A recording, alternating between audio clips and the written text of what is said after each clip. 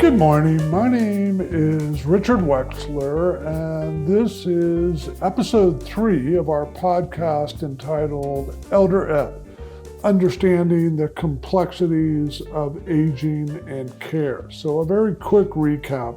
My wife, our 2 small children, and myself spent about 14 unbelievable years taking care of all 4 of our parents, which led to our company Points of Life, led to educating thousands about this subject matter, led to this podcast, hopefully being able to educate more, provide solutions and resources. So I talk a lot about the family conversation. We're going to talk about that. I talk about care. I talk about the cost of care. I talk about paying for care. Some of the subjects we're going to address in this episode. First of all, adult children make a lot of assumptions about their older loved ones and their wants and their needs. They just assume they know what they want. And older loved ones make a lot of assumptions about children's ability and the time they have to assist them. One thing we found out, adult children today, especially if they're a little bit younger, still have smaller kids like we did, or even if they're a little bit older, they live very active, busy lives. Their own personal lives, the lives within their relationship, their kids, all the activities their kids are involved in, driving them there, sitting through a practice, driving them back home. It is a lot. What I've learned is expectations don't work. Mom or dad may think, well, my son Jake and his wife Mary will always be there to help. Really? Adult children may think, well, my sister Jane, she'll take care of Mom. She just lives 5 miles down the road. And we've seen these assumptions lead to arguments, hurt feelings, and I've actually seen lawsuits. So what I tell families, somebody must reach out. If you have 5 brothers and sisters, not everybody, the lead dog. Who has the best relationship with mom, dad, etc.? Most moms and dads will never, big word, never, turn down a child's ask for help. It's Jake. Can we talk? I need some help. Mom will usually say, sure, Jake. It starts the conversation. Maybe you're the older loved one, mom, dad, grandparents. Hey, Jake, Mom and I were wondering something. What's that? We know how busy you guys are, but can we sit and discuss something with you? Sure, like what?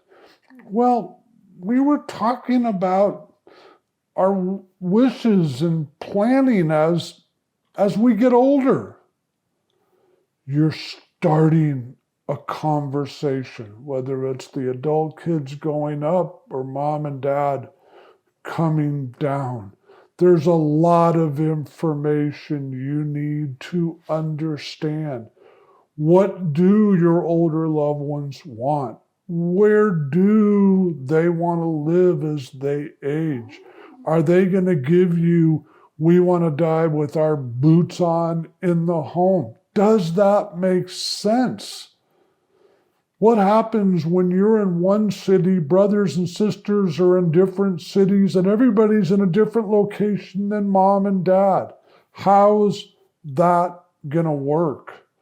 So starting this conversation, you're slowly going, and it may not be on this call, it may be in person. You don't want to have it with all the brothers and sisters. You want to be able to inform your other siblings about what mom and dad said. You eventually, and yeah, this is tough, you eventually want to find out finances. Have they saved a lot? Do they have a long-term care insurance policy? Is there a pension? What do they have from a monthly basis? We're about to talk about the cost of care, and unfortunately, expensive. As we go through the episodes, we're going to educate you on quite a few of the issues that you want to be talking with mom and dad about. So we talk about care. First of all, who normally can provide it? Is it an adult child? Okay, maybe. Do they live close? Is that going to work for them? Do they have the time? Do they work? Do they have kids? Are they retired? How is that going to work? Maybe for a few days. But what if mom and dad or whatever loved one it is, what if they need extended care? Are they going to move in with those folks? Or mom and dad going to move in with? There's so many things to look at. We'll talk much more about that as we work through these episodes. Is that realistic? What's going to happen to, let's say, the adult daughter, her life, her job, if she goes and moves in with mom? The other ways that you find care. Home care is available basically 3 different ways. Something I call Mary off the street. That's a wonderful individual that's going to come in for pay to take care of that loved one. How do you find that individual? Maybe in the church, the synagogue, other organizations, maybe putting an ad on something like Craigslist. There's a lot of wonderful people that will do this. One of the benefits is it's less expensive than traditional home care. So what is traditional home care? There's normally 2 different variations. A national franchise. They're all over the country. They have all the insurance. They have all the caregivers. They have what's needed to dress someone, put them back in bed, feed them, toilet them, go to the store, buy groceries, drive them around potentially, things like that. Activities of daily living. There are a second set of home care people that I call mom and pop. Let's give them a name. Larry and Beth built their own home care company in a community. Are they very similar to a national franchise? Yes. Do they charge a similar amount? Yes. So you have Mary off the street, you have the national franchise, and you have mom and pop. Let's look at what I call community care, that beautiful assisted living, and if needed, a memory care facility. Some of these assisted livings are gorgeous. They'll take their folks on short daily trips. They'll bring in guest speakers. They have wonderful food. They have an exercise room. They have a beauty parlor. They have a barber shop. They play movies. They make it very nice. From a studio potentially to a 1-bedroom apartment. Memory care communities are just that, a place where folks go that have memory issues. The expenses are different, which we're about to talk about. One set for assisted livings, another set for memory care communities. So let's back up. Home care. what's it cost? On average, throughout the country, you're talking high 20s. Let's say $25 an hour. How many hours a day does someone need help? A lot of companies have minimums, maybe 4, possibly less. Do they need 4 hours? Do they need 8 hours a day? Is someone going to be able to come in at night? Can someone come in the weekend? What if all the kids are nowhere near their older loved one? What if they need 24-hour care? Do the math. Let's use $25 an hour, 24 hours a day. You're talking roughly about $18,000 a month. $30 an hour. Now we're talking over $21,000 a month for 24-hour care. If you're in some locales, bigger cities in this country, you could be looking at $40 an hour. You're now at approximately $29,000 a month. I've mentioned it's very expensive. Community care. On average, across the country, you're looking at the rate for an apartment at approximately $4,500 a month. Bigger cities, the San Francisco, LA, Dallas, Chicago, New York, you're talking quite a bit more than that.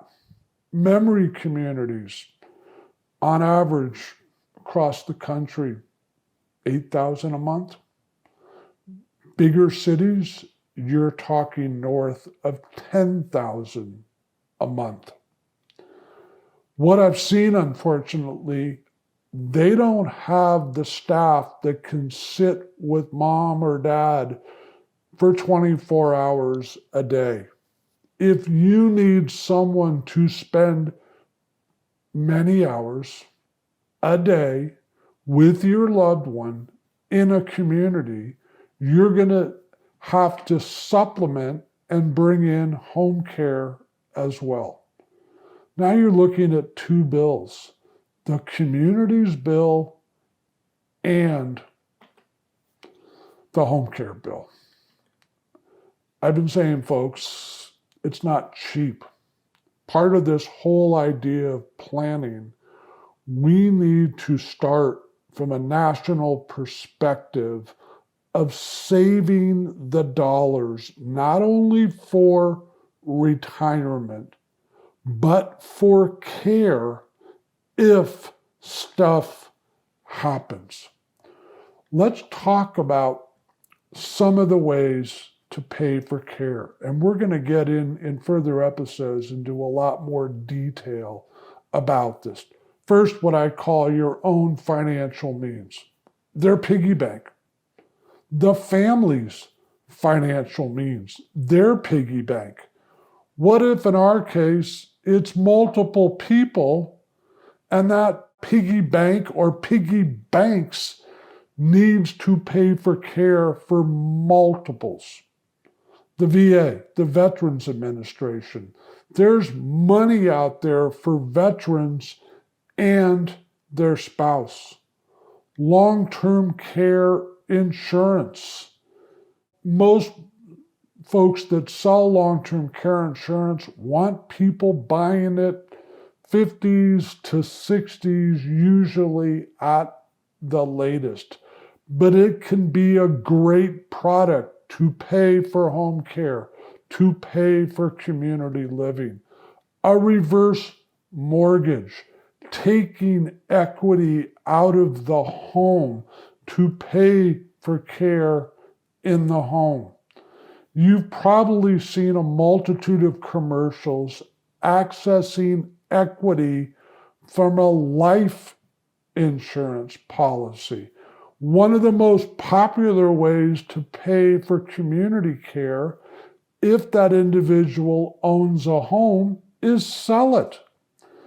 And based on the time it may take to sell it, there are bridge loans out there where you can get access to funds to pay the community while you're waiting for the home to sell.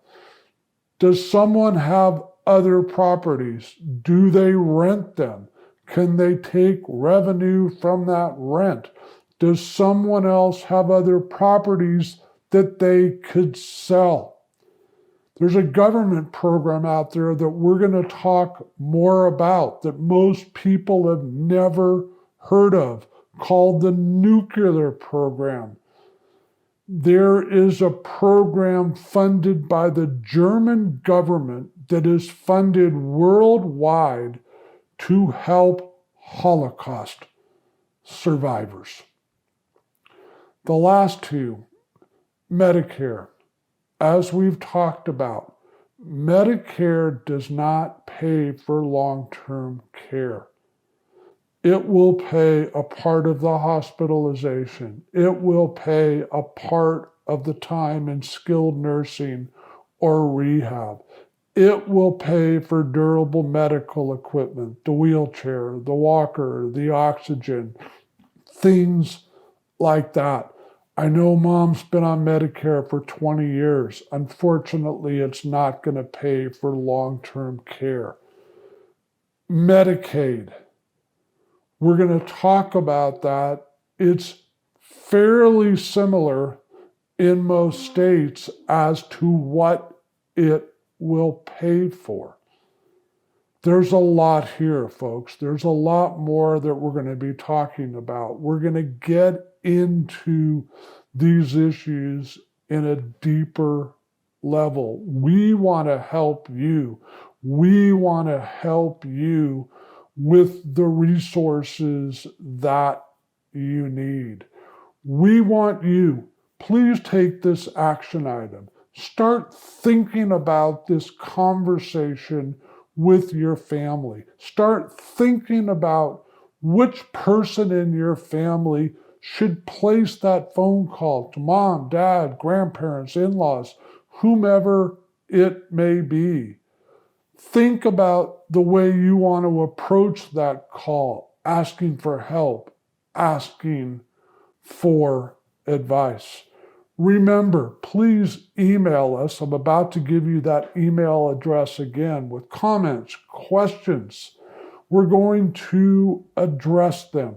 We're here to help you. Once again, that email is eldered2023@gmail.com. That's ELDERED2023@gmail.com.